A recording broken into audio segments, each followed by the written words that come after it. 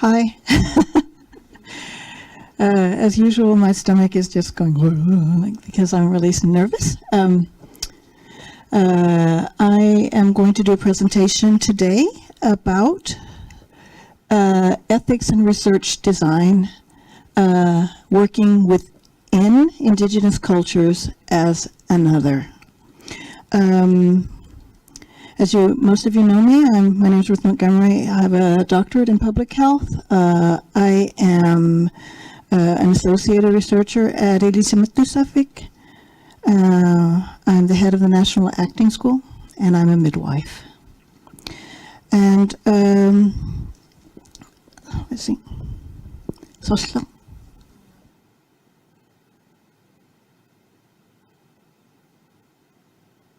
No.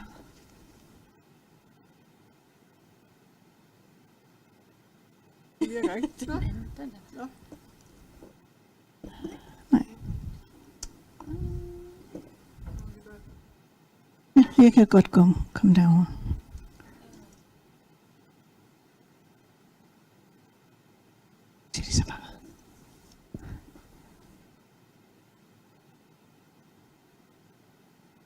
Oh, there's a reason why I was nervous.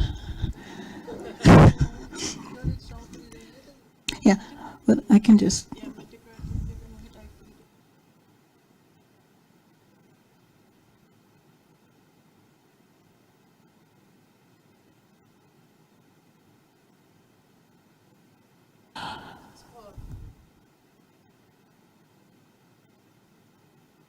Yeah, good. Thank you. So, when we talk about ethics, we have to start ethically. So first of all, I'm going to, instead of putting the thank yous at the end, I'm putting the thank yous at the beginning. So I'd like to thank Ilissimut-Tussauqpiq, which I hope I wrote correctly. I did not. I'm missing an R. And the Greenland Research Council for the opportunity to come and present. I would like to acknowledge the people of Greenland for allowing me to be a part of the research community and being able to present about the lessons that they have taught me, because that is what this is about. And I'm forever in their debt, all of the Greenlandic pregnant women who have let me into their lives. When I'm talking about this, I'm talking about researchers, I'm talking about respondents, community members, colleagues, culture bearers, a lot of you in here already that I've been honored to meet and learn from throughout my research career, which is very short in comparison to a lot of you, but it's about 15 years. And lastly, I would like to acknowledge Michelle Deshay, who was my co-author on a book chapter about health research, and who has, which I'm basing this presentation on. So when we're talking intercultural research, and that's what this is about, it poses complex challenges for the research participants, but also for the researchers themselves. As community-based intercultural researchers, there are several issues that are important. But today I'd like to focus on two issues. It's not all of them, but the two issues I'd like to focus on is the ownership of data and the creation of respectful, culturally safe research protocols. So I'll presenting thoughts that can support and add to researchers developing and securing ethical and transparent design protocols. So I'm not coming with a finished thing that says this is the way it should be, but I'm just bringing up some thoughts that I hope that you will be able to discuss later. Good. So there is a new book came out the 27th of November, which is called Handbook of Ethnography in Health Care Research by Routledge, Francis, and Taylor. And in the book, which has, I don't remember if it's 14 or 15 chapters, there are two researchers from Greenland that are a part of this. Assistant Professor and Senior Researcher Tina Ågård from the health, what is it called in English? Samhällsvetenskaplig departement på Suffolk, and myself. And it is edited by Chris Hay, and it seeks to present tools for young researchers to navigate working within communities and societies. I think that it's important to, when we're looking at this, to remember that when we talk about others, it's something to do with working outside of your society. Now, when I say outside of your society, I'm not talking about outside of, there was somebody who mentioned going from Nuuk to another community. It can be me as an American working with Greenlandic people. It can be lots of different things. So we're talking about others, and that is one of the things that where ethics comes in, because there is nobody who does not have, nobody has the, what's it called? Like, there's no stamp on you that says, well, I'm American, so I can do anything, or I'm Greenlandic, I can do anything. We all have situations where we have to look and say, who are we and where are we working? When I was working at a hospital in Denmark many, many years ago, there was a doctor who we used to, he would come into the operating room in his shiny shoes and his open coat, and he would come in and he would say, right there. And the nurses were very adamant. They said, you are not sterile. You need to go out and put on your clothes. So what I mean is that it's like he was the best of the best of the best of the doctors, but he still wasn't sterile. He still couldn't come into a place without actually following the rules and the regulations of that area, which happened to be an operating room.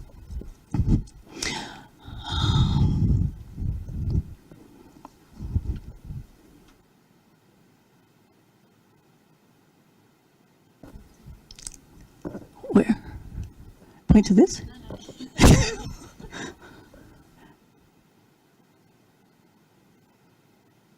Good. So, working in any intercultural research environment, there are many roles you may have to navigate. And you may be a settler, that's what they say in Canada. You may be a visitor within a community. You may be an ally, but you will always be an other if it's not your own community. Michelle Duché, who is the co-author on this book chapter, I worship the ground she walks on, because if it hadn't been for her, we would have never gotten that chapter done. But she is indigenous Canadian, but lives in the Arctic in Iqaluit. And we both have worked alongside and under the direction of indigenous leaders. We have worked with other researchers, with research assistants, with culture bearers, with community panels, worked in so many places, but we have realized that our otherness has an influence on design, and it also has an influence on analysis and results. And where am I supposed to point? There. We are reminded that although researching in our own arena, because I was researching in generally in the arena that's something to do with pregnant women. That's my arena. I'm a midwife, so it's my arena. But I was gathering information about peoples and communities that I was not culturally connected to. I was connected to them. I felt connected, but it wasn't my culture. And this creates risks that the passion that we have that drives our research. Each one of us has this passion about our research, and we want to do the best and make the best and find out fantastic things, can influence the results in a manner that transfigures the results from being subjective, which it is when you're doing qualitative research, which I was doing. But it shouldn't be biased. So that not acknowledging that it can be dangerous for your research, but it also can be dangerous for the participants.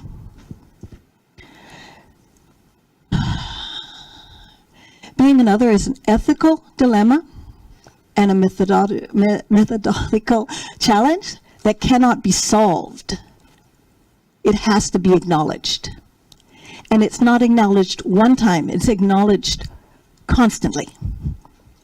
This is how we minimize the risk. And now we're talking about how do we minimize the risk for the people who are participants in our research. Because that's what we talk about all the time when we have informed consent. We talk about that they have to be, they have to be safe. When you tell them that they can withdraw anytime they want and all this stuff, blah, blah, blah. But we have to minimize the risk by acknowledging our otherness. I think we minimize the risks by striving to involve gatekeepers and gate openers. I think that we minimize the risk by ensuring that the participants and the informants whose data we are given understand the possibility to withdraw and to decline participation at any time during the course of the study. So my absolute favorite story here, which I'm going to do quickly, I think I'm not really sure about my time, but I interviewed about 50 women about their experience of giving birth in Nuuk when they were from different places. And I met with this lady, and I sat down with her, and I asked her, now, how did it feel for her to move from her area to Nuuk to give birth? And she said, "Ayungira." I thought, okay. Was it difficult? Ayungira. And then she didn't say anything else for 7 minutes. And I'm thinking, my gosh, how am I going to get through this? And I just keep trying, and there were just different variations of Ayungilak. So we ended up having this finishing after 7 minutes, and I said, thank you. I said goodbye, and I thought, what am I going to do with this? I can't throw it out because you don't do that with it. It's just, okay, fine. I just put it down.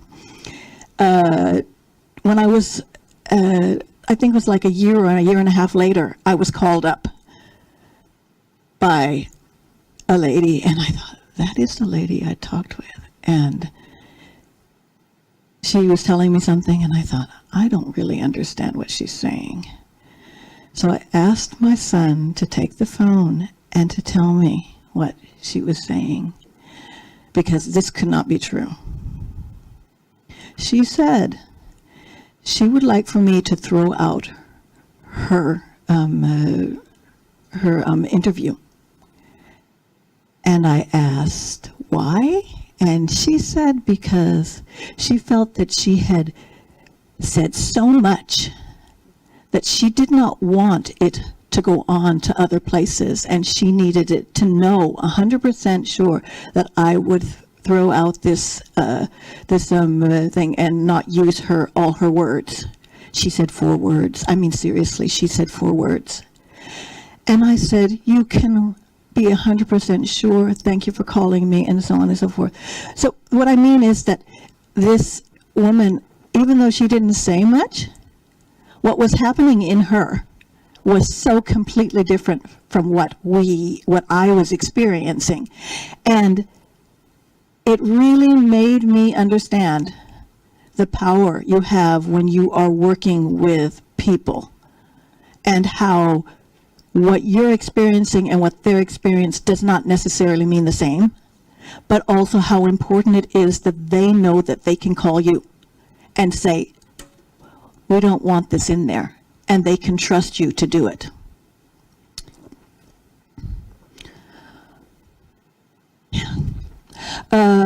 How do we create respectful, culturally safe research protocols?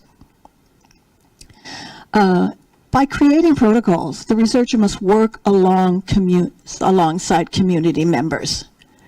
And it doesn't matter if you're doing a community-based participatory research or if you're doing a one-page, like one interview.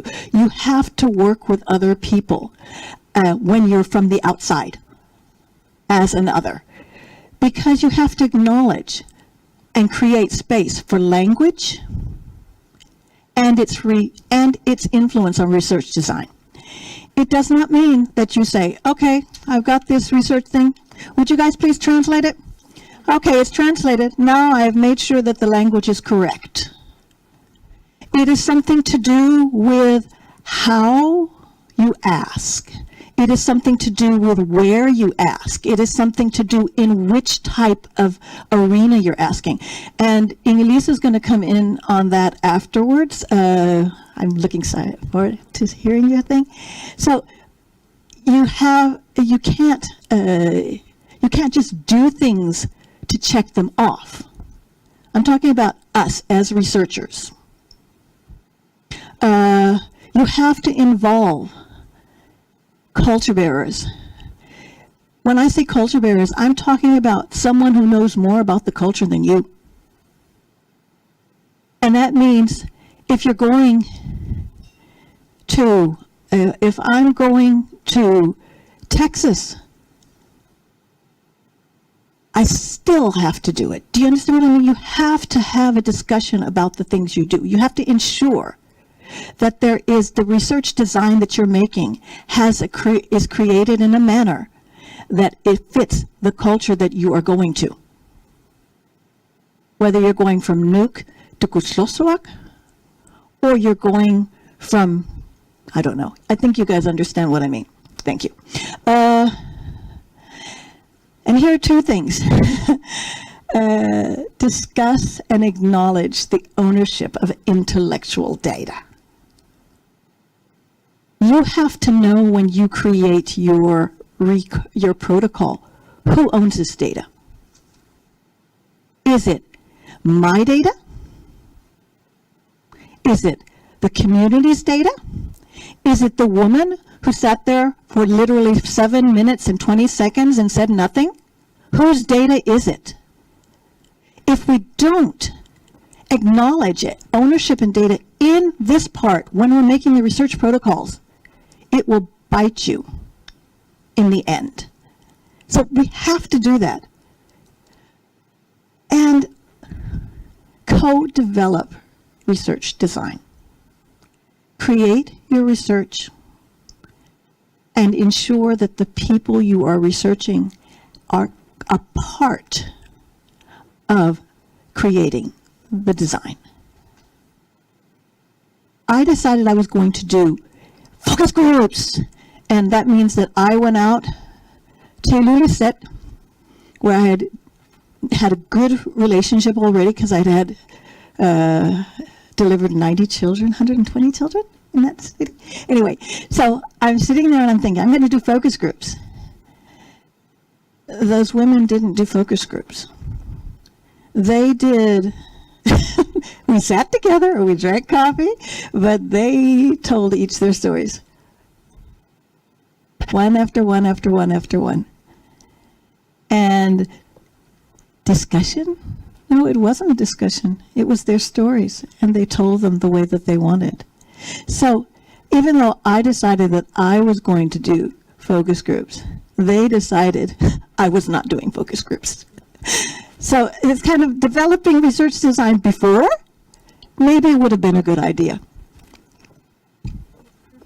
So the one last thing I want to say is a story about how we as researchers do things. So in 2016 or 15 or something like that, there was a group from Oslo University who came to Elisabeth Dusavik and presented something about Nansen and his trip over the polar ice cap.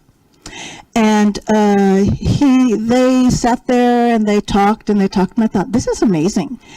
And they had one ski. And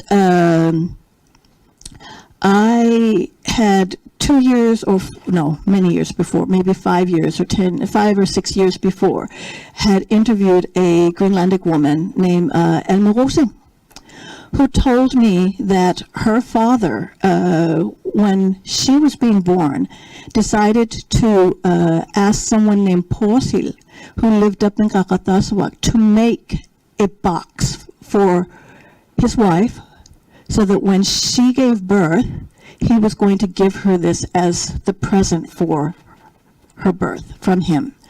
And Porsil, he had one ski. I didn't know where the other one was, but he took pieces in the milla, what's it called, milla, the things on the ski, and he cut it off and he made inlay in this box. And this means that Elma, who is the same age as my mother, so she's 97 or something like that, when she was born, her husband, Oro Christian, gave her this box. And he told her that in this box, in the inlay, were pieces of Nansen's ski. So, the one that he'd used to go across the ice cap. So this is the story that Elma has been telling her whole life and been told by her parents. So I go up to this guy from Oslo, about 20, and he says, yeah, we have this one ski here, and we don't know where the other one is. And I said, I know where the other one is. So I told him this lovely story. And his eyes glassed over. Because within a research concept, I couldn't really prove that. So, where is the story and where is it that, do you understand what I mean? We as researchers, where is it that we find our stories and where is it that we set our focus? And maybe if he'd done some co-design, he might have had that story in it also. So the story is still here in Greenland, but it's not in Oslo. Not even as a quirky thing. Yeah. Thank you.